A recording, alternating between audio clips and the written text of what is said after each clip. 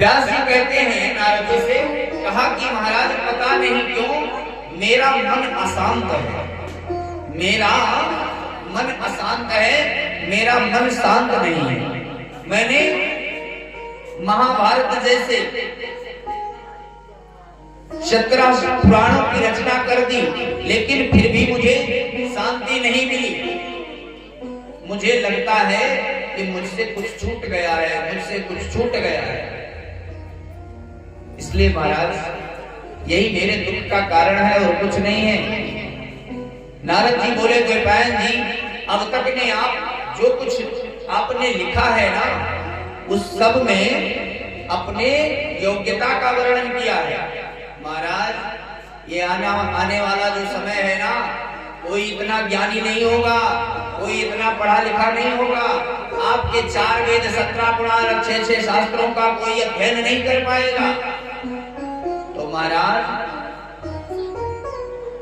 आप किसी ऐसे सरल पुराण का की रचना करिए जिससे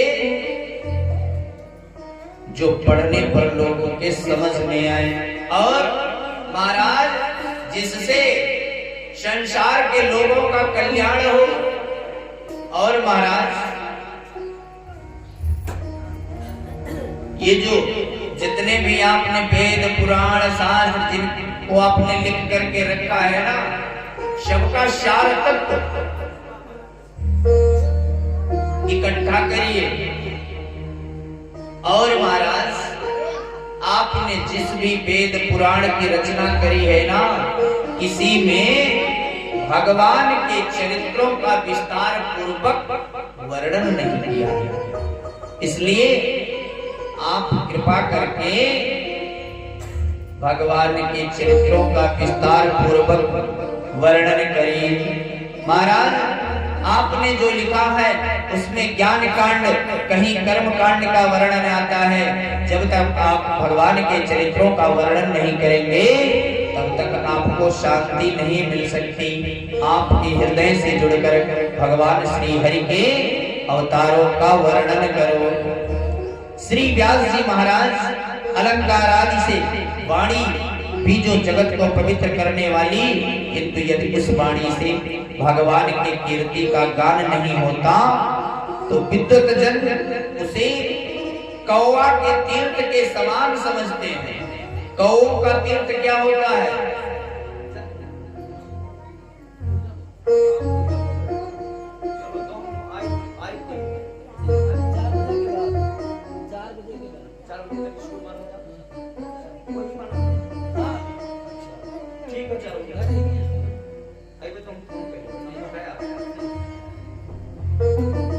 बोले भक्तवत्सल भगवान की, बोले श्री सद्गुरुदेव भगवान की जय। प्यारे ये हमारे गांव के ही हैं, हमारे घर के हैं और हमारे गुरु जी हैं। हम बहुत छोटे छोटे थे तो गांव पर ही पढ़ाते थे। आपके यही आसपास में कहीं रहते हैं। बोले भक्तवत्सल भगवान की, श्री सद्गुरुदेव भगवान की जय। महाराज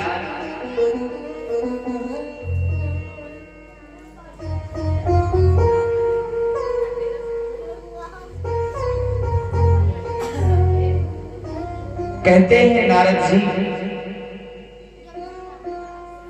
कि आप व्यास जी से कहते हैं कि आप भगवान के चरित्र का विस्तार पूर्वक वर्णन करें, तब जाकर के भगवान की कृपा होगी। महाराज देखो, भगवान की जो चरित्र है ना